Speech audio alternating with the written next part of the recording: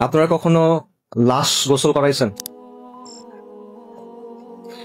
মানুষ যখন মারা যায় তখন তাকে দাফন করার আগে বেশ কিছু কাজ করতে হয়, অনেকগুলো নিয়ম আছে।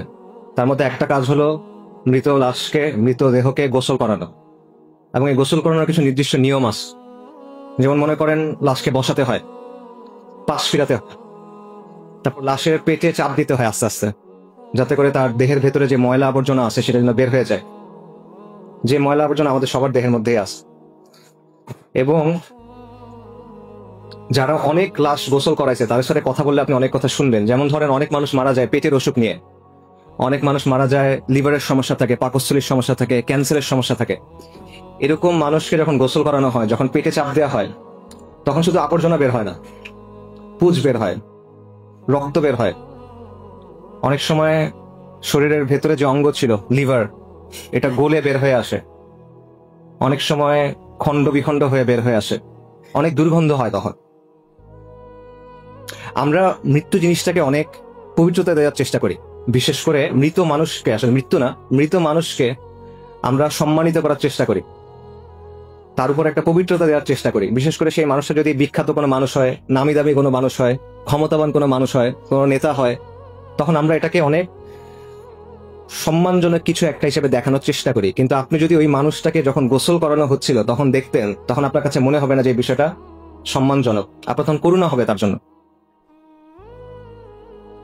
মানুষ দুনিয়াতে নিজেকে অনেকভাবে উপস্থাপন করে। আমরা নিজেদেরকে অনেক বড় কিছু হিসেবে দেখাই, আমরা নিজেদেরকে অনেক সম্মানিত কিছু হিসেবে দেখাই, আমরা নিজেদেরকে অনেক পবিত্র কিছু হিসেবে দেখাই। আমরা আমাদের চারপাশে একটা খোলস তৈরি করি, কিন্তু মৃত্যু এই সবগুলা খোলস সরায় দেয়। আমাদের যত পোশাক আছে, যত আবরণ আছে, যত অলংকার আছে, যত সাজসজ্জা আছে, সবকিছু মৃত্যু সরায় ফেলে এবং আপনাকে দুনিয়ার সামনে একদম উন্মুক্ত করে দেয়। কিন্তু এই বিষয়টা আমরা মাথায় রাখি না। আমরা দুনিয়ার জন্য ক্রমাগত ছুটতে থাকি, দুনিয়ার জন্য ক্রমাগত ফিকির করি, দুনিয়ার জন্য ক্রমাগত কাজ করি।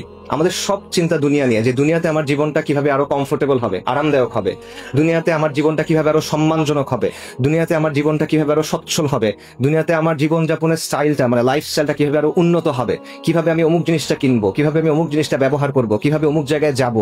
সব চিন্তা ভাবনা আমাদের এই জায়গা নিয়ে। কিন্তু যে জিনিসটা আপনার কাছে আসতেছে, মৃত্যু, ওই মৃত্যুটা যে সম্মানজনক হবে আপনার, ওই মৃত্যুর পরে যে জীবনটা আপনার জন্য অপেক্ষা করতেছে, সেটা যে সম্মানজনক হবে কিনা সেটা নিয়ে আমরা একেবারেই চিন্তা করি না। আমরা এটা নিয়ে একেবারে গাফেল, উদাসীন। একজন মহান তাবেঈ ছিলেন সুফিয়ান আস-সাওরী রাহিমাহুল্লাহ, সাহাবাদের ছাত্র। ওনাকে বলা হতো আমিরুল মুমিনিন ফিল হাদিস। হাদিসের ব্যাপারে বিশাল জ্ঞান রাখতেন। ওনাকে একজন এসে প্রশ্ন করছে, ইয়া আবু আব্দুল্লাহ, ওনার কুনি আবু আব্দুল্লাহ, দুনিয়ার জন্য কিভাবে প্রস্তুতি নিব বলেন, আখিরাতের জন্য কিভাবে প্রস্তুতি নিব বলেন। সুফিয়ান আস-সাওরী বলছেন, দুনিয়াতে যে পরিমাণ সময় থাকবা সেটা অনুযায়ী দুনিয়ার জন্য কাজ করো, আখিরাতে যে পরিমাণ সময় থাকবা সেটা অনুযায়ী আখিরাতের জন্য কাজ করো। দুনিয়াতে কতদিন থাকবেন বলেন? 80 বছর সর্বোচ্চ, 100 বছর, 120 বছর সর্বোচ্চ, নাকি? আখিরাতে কতদিন থাকবেন? 1000 বছর, 10,000 বছর, 1,00,000 বছর, চিরন্তন, চিরস্থায়ী, খালিদিনা ফিহা আবাদা। দুনিয়ার জীবন হলো ক্ষণস্থায়ী, আখিরাতের জীবন হলো চিরস্থায়ী। কিন্তু আমরা আখিরাতের জীবনটা নিয়ে চিন্তা করি না। আল্লাহ সুবহানাহু ওয়া তাআলা কোরআনে বলছেন, কুল্লু নাফসিন যায়িকাতুল মাউত, নিশ্চয়ই প্রত্যেক জীবকে মৃত্যুর স্বাদ আস্বাদন করতে হবে। ওয়া ইন্নামা তুওয়াফফুনা উজুরাকুম ইয়াউমাল কিয়ামা, এবং কিয়ামতের দিন তোমাদেরকে তোমাদের যে প্রতিফল, যে কর্মফল, সেটা পরিপূর্ণভাবে বুঝাই দেওয়া হবে। ফামান যুহজিহা আনিন নারি ওয়া উদখিলাল জান্নাতা ফাকাদ ফাজ, যাকে আগুন থেকে রক্ষা করা হবে এবং জান্নাতে প্রবেশ করানো হবে, সে হলো সফল। ওয়ামাল হায়াতুদ দুনিয়া ইল্লা মাতাউল গুরুর, এই দুনিয়ার জীবন হলো ছলনাময় ভোগ, ছলনা, প্রতারণাময় একটা ভোগ, এটা ছাড়া আর কিছুই না। সূরা আলে ইমরানের আয়াত। এই একটা আয়াতে আল্লাহ আযজা ওয়া জাল্লা আমাদের এই দুনিয়ার সব বাস্তবতা, সব মৌলিক প্রশ্নের উত্তর দিয়ে দিয়েছেন। যে বিষয় নিয়ে আমাদের এত পেরেশানি, যে বিষয় নিয়ে আমাদের এত ছোটাছুটি, যে বিষয় নিয়ে আমাদের এত চিন্তা, এত কষ্ট, সবকিছুর আসল মূল্যটা কত, এই সবকিছুর পরে কি অপেক্ষা করতেছে, দুনিয়ার সফলতা কি, ব্যর্থতা কি, এরপরে আমাদের জন্য কি অপেক্ষা করতেছে।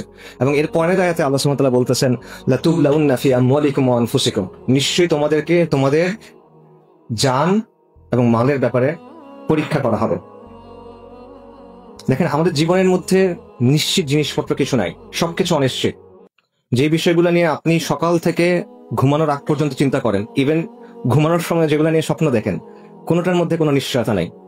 আমাদের উপার্জন, আমাদের পড়াশোনার রেজাল্ট, পরিবারে কি হবে, বাচ্চার কি হবে, সন্তানের কি হবে, স্ত্রীর কি হবে, পিতামাতার কি হবে, দুনিয়াবি যত চিন্তা আছে, যা কিছু নিয়ে আমরা চিন্তা করতেছি, কোনোটার মধ্যে কোনো নিশ্চয়তা নাই, নিশ্চিতভাবে জানার সুযোগ নাই। একটা মাত্র জিনিস নিশ্চিত, সেটা হলো মৃত্যু। কিন্তু এই মৃত্যু নিয়ে আমরা চিন্তা করি না। এই জিনিসটা আপনি কিভাবে ব্যাখ্যা করবেন?